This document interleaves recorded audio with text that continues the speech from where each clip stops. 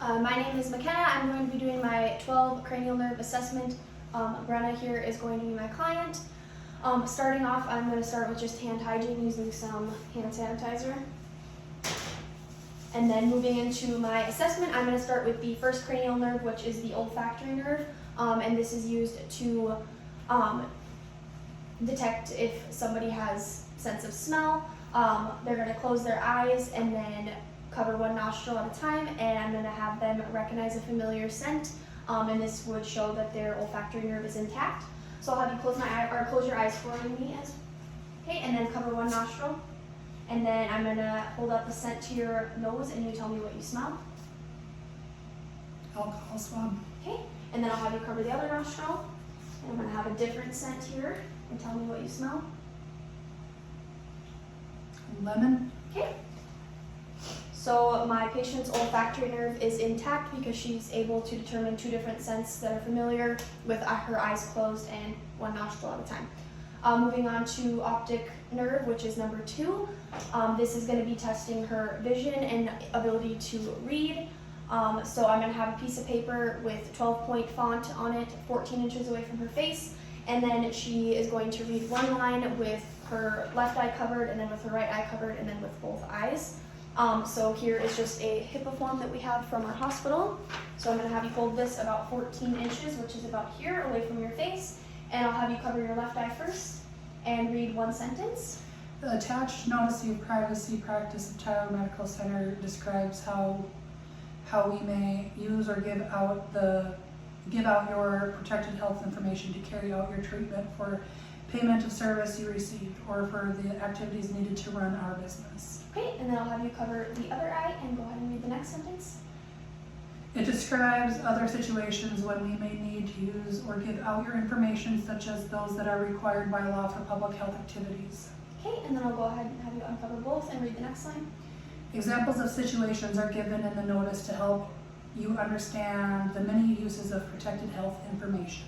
Okay, so my patient's optic nerve number 2 is intact. She's able to read this without any difficulties, both with her left eye, right eye, and then together. Moving on to 3, 4, and 6, these are assessed together. So that is our oculomotor, trochlear, and abducens nerves. So oculomotor is first. So I'm going to take a pen light and assess her pupils. So using a pen light, I'm going to look at her pupils beforehand to see where we're at with those. And looking at her pupils right now, I would say they are about a 3 to 4. And I'm going to shine the pen light in her eyes, starting with the left and then the right, and they should constrict with them. Okay, her left eye constricts to about a 2. And her right eye constricts to a 2 as well, so her pupils are equal, round, reactive, and they accommodate to light. So her oculomotor cranial nerve number 3 is intact.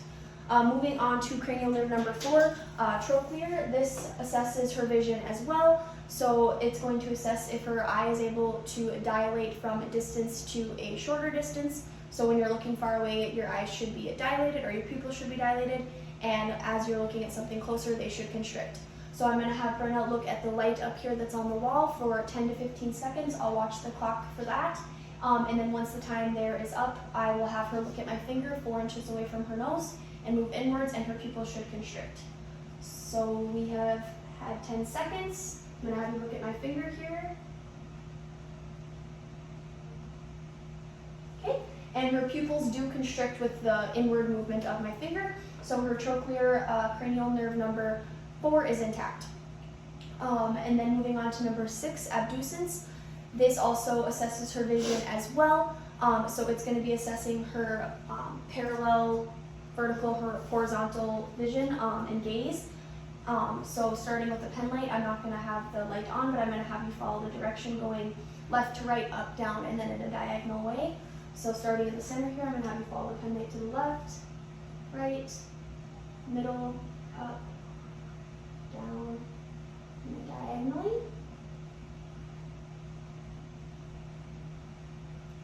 Okay, and my patient does not have any gazing or anything like that. They're symmetrical, they follow the pen light without difficulties. So her cranial nerve abducens is intact. Moving on to 5 and 6, trigeminal and facial. So 5 is trigeminal, and to do this is assessing if she has sensation in her face and if she's able to feel correctly and not have any deficits from one side to the other.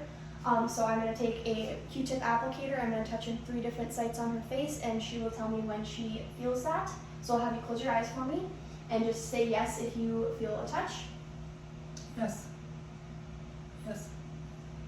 Yes. Okay, so my patient is able to feel in 3 different spots on her face, so her sensation is intact. So cranial nerve number 5, trigeminal, is intact.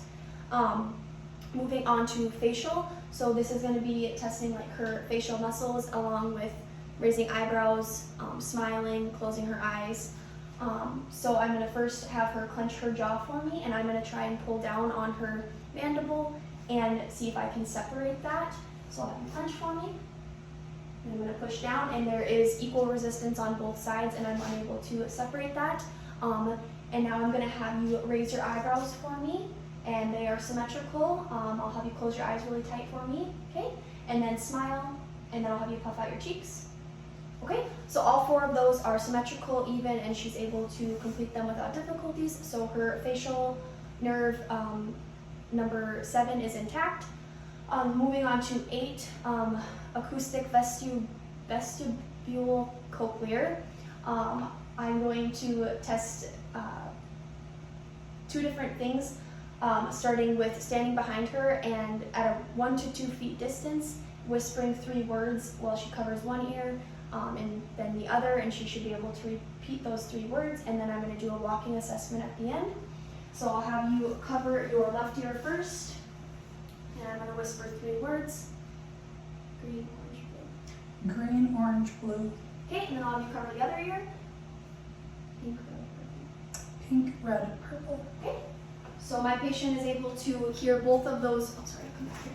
Hear both of those words, or all 3 of those words on both sides without any deficits. And now I'm going to see if she can stand and walk to the curtain and back, to, looking for a steady gait and mobility. So you can go ahead and walk. Okay, so she has a strong, steady gait, and there's no signs that she's unsteady or anything like that. So cranial nerve number 8 is intact. Moving on to number 9, glossopharyngeal. To assess this one, I'm going to have my patient open her mouth, say ah, and I'm going to look at her uvula and her soft palate and see if it is symmetrical and rises appropriately. So I'm going to take the pen light here. I'm going to have you stick out your tongue and say ah for me. Okay. Looking into her mouth, both her soft palate and uvula are within normal limits, and there's no concerns there. So I would say that her glossopharyngeal cranial nerve number 9 is intact. Moving on to number 10, the vagus nerve. I'm going to have her swallow just normally and watch for any signs of aspiration or difficulty swallowing, which she does not have. So the vagus nerve is intact.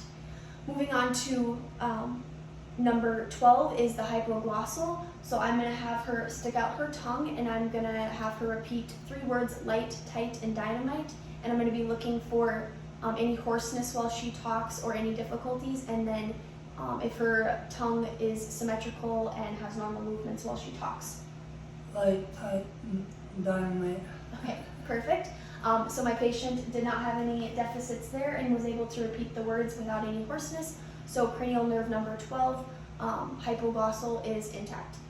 Moving on to number 11, accessory is the last one I will do, and that is testing for like strength and resistance against a push on her shoulders and her face both. So I will put my hands here, and I'll have you try to shrug your shoulders. And there's good equal resistance on both sides. There's no deficits from one side to the other. And I'll have you do this side of your face, okay? And this side, okay? There's good equal resistance with that as well. She does not have any one-sided deficits, and those are within normal limits. So cranial nerve number 11, accessory, is intact. And that concludes my 12 cranial nerve assessment.